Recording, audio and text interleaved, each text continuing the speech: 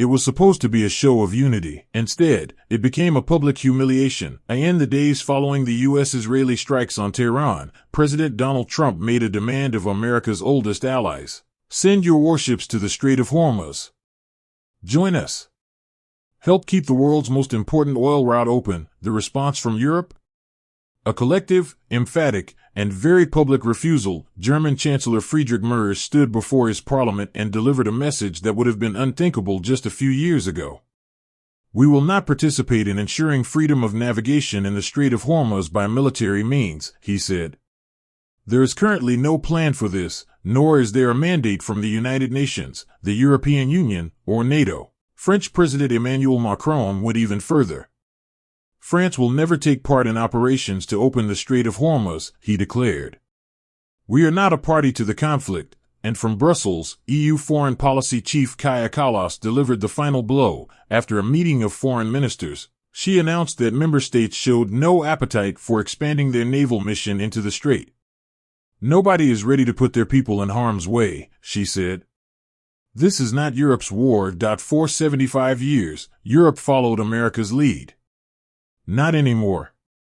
The alliance is fracturing in real time. The rejection list to understand just how deep this rift has become. Look at who said no. Germany. Chancellor Friedrich Merz ruled out military involvement, stressing that NATO is a defense alliance rather than an intervention alliance. His defense minister, Boris Pistorius, added a biting question: what does Donald Trump expect from a handful of European frigates in the Strait of Hormuz that the mighty U.S. Navy cannot manage alone? France. President Macron made France's position crystal clear. We will not participate in any use of force to open the strait in the context of the ongoing war and bombings. He offered only one condition: once the fighting stops, France is ready to help with escorts. But as long as the bombs are falling, France is out. Italy. Italian Foreign Minister Antonio Tajani said the EU's existing naval missions are designed for defensive escort and anti-piracy operations. He doesn't believe they can be extended to Hormuz. Spain. Defense Minister Margarita Robles rejected Trump's demand and his threats of a very bad future for NATO allies that refuse. Spain will never accept any stopgap measures, because the objective must be for the war to end, she said. The Netherlands. Prime Minister Rob Jetten said any mission in the strait will need an ease and tensions in the region first. Poland. Prime Minister Donald Tusk said Poland does not plan any expedition to Iran. Portugal. Foreign Minister Paulo Rangel was blunt: Portugal is not and will not be involved in this conflict. Japan. Prime Minister Sanae Takaichi said Tokyo has no plans to send naval vessels, noting that Japan was still weighing its options within its legal constraints. Australia. Minister Catherine King said Australia will not send naval vessels. We're well prepared here in this country to weather the economic crisis, she added. South Korea. Defense Minister On Gyubak said Seoul has not even received an official request, and any deployment would require parliamentary approval. Finland. Foreign Minister Elena Valtonen said Finland has hardly any additional resources and that the strait is not a top priority. The rejection was nearly unanimous. According to Politico, citing EU diplomats, foreign ministers meeting in Brussels were nearly unanimous in opposing the U.S. proposal, expressing reluctance to send ships and troops into a conflict they did not initiate.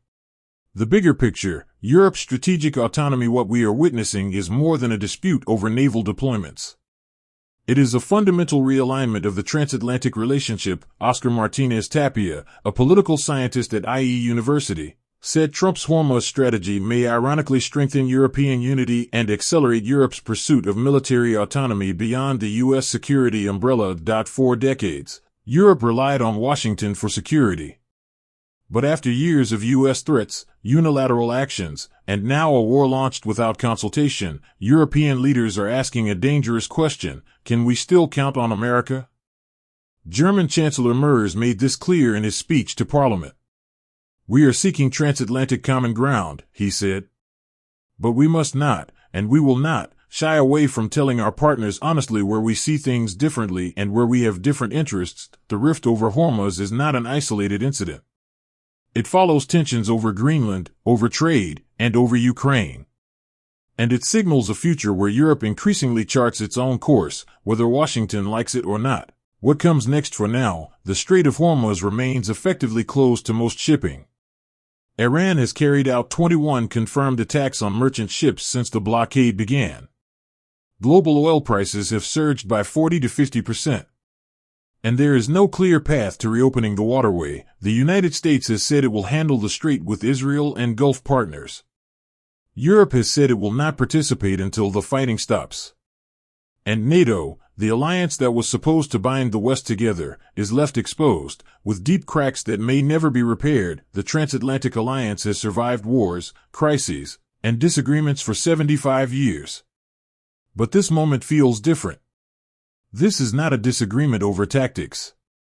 It is a fundamental divergence of interests, priorities, and trust. Europe just said no to Trump. And the consequences will be felt for years to come. If you found this breakdown valuable, make sure to hit that like button. It really helps the channel. And if you haven't already, subscribe to The World Strategy and turn on the notification bell so you never miss an update on the most critical geopolitical developments shaping our world.